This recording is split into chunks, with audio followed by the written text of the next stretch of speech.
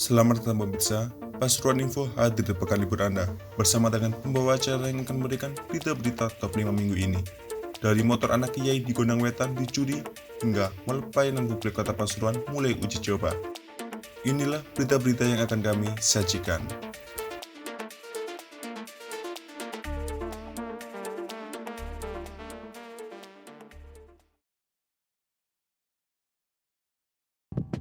Seorang maling terekam CCTV mencuri motor di rumah salah satu ulama di Kabupaten Pasuruan pada Senin 25 April dini hari.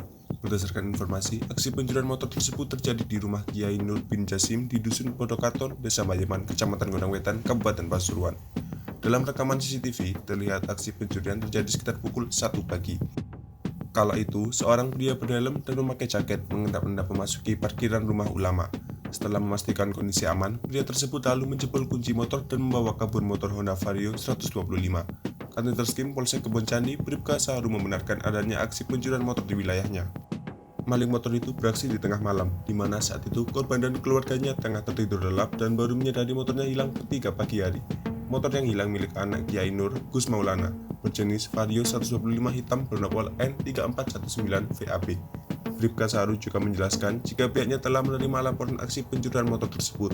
Petugas juga tengah menyelidiki sosok pria mencurigakan yang terekam CCTV.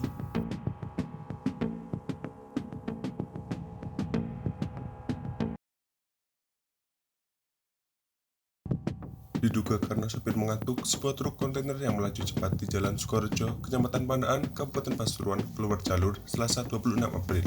Truk ini menghantam pembatas jalan sampai keluar jalur berlawanan di sebelahnya. Insiden kecelakaan tunggal ini terjadi di depan pabrik PT HM Sampurna. Akibat kecelakaan ini terjadi kemacetan cukup parah di kawasan itu. Usai menabrak pembatas jalan, truk berhenti dalam posisi melintang sehingga menghalangi jalan dan menimbulkan kemacetan parah di Jalan Raya Surabaya Malang. Seperti dijelaskan Kadit Laka Polres Pasuruan, Ibda Hunaifi, penyebab kecelakaan akibat sopir truk asal Surabaya bernama Mas Tuki, 57 tahun, mengantuk. Si sopir lalu kehilangan kendali hingga kendaraannya naik median jalan. Diduga sopir mengantuk dan kehilangan kendali, sehingga truk naik ke median jalan dan menabrak pembatas jalan. Awalnya, truk kontainer dengan nomor polisi L9732UI melaju dari arah utara ke selatan. Sekitar pukul 6 pagi, tepat di depan pabrik PT HM Sampurna, truk tersebut tiba-tiba hilang kendali. Truk oleng ke kanan, lalu naik ke median jalan dan menghantam pagar pembatas. Pagar pembatas tersebut sampai jebol dan truk melintang menutupi jalan. Petugas kepolisian sempat disiagakan di lokasi untuk mengatur arus lalu lintas. Berselang 2 jam, petugas sudah berhasil mengevakuasi badan truk kontainer.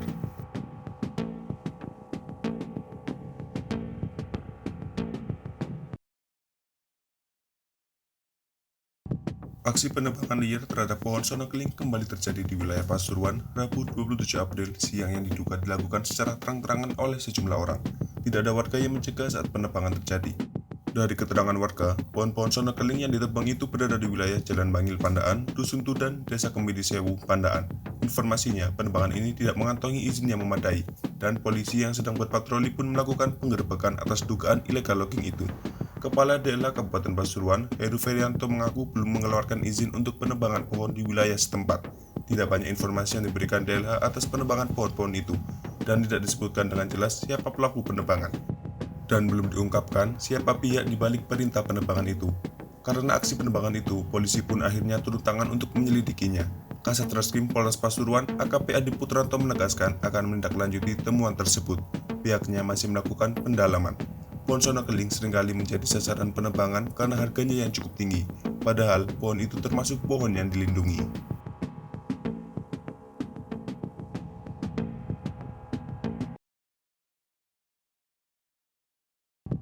Satpol PP, Dinas Sosial, dan Dispenduk Capil melakukan razia terhadap gelandangan dan pengemis yang ada di Kota Batu. Pengakuan mereka saat dilakukan pendataan cukup mengejutkan. Hanya dalam waktu 4 jam mengemis, mereka sudah bisa mendapatkan uang mencapai Rp200.000. Pengakuan diungkap Jamiah 60 tahun warga Mangil Pasuruan saat dilakukan pendataan. Dia mengaku gencar meminta-minta di bulan Ramadan dengan alasan untuk mencukupi kebutuhan sehari-hari. Dia beraksi biasanya mulai jam 9 pagi sampai jam 1 siang di sekitaran pasar dan mengaku kapok tidak akan mengulanginya lagi ke Satpol PP Kamis 28 April. Sementara itu, Sekretaris Dinsos Kota Batu, Adik Iman Santoso mengatakan keberadaan pengemis semakin banyak berkeliaran sejak awal Ramadan. Masyarakat juga mengeluhkan keberadaan mereka. Pasalnya mengganggu ketentraman di tempat umum sehingga perlu dilakukan penanganan komprehensif terpadu dan berkesinambungan. Terpisah, Sekretaris Satpol PP Kota Batu, Arif Rahmat Ardiasana mengaku bila dari hasil interogasi mereka merupakan sebuah jaringan. Artinya, dari kegiatan mereka ada yang menyuruh atau dieksploitasi. Seluruh pengemis yang tertangkap merupakan pemain lama, yang berarti tidak hanya tertangkap 1-2 kali saja, apalagi ada yang tidak terjemput. Rata-rata pengemis ini juga sudah pernah tertangkap sebelumnya. Usai diinterogasi, pengemis yang tertangkap tersebut akan dipulangkan ke daerah asal.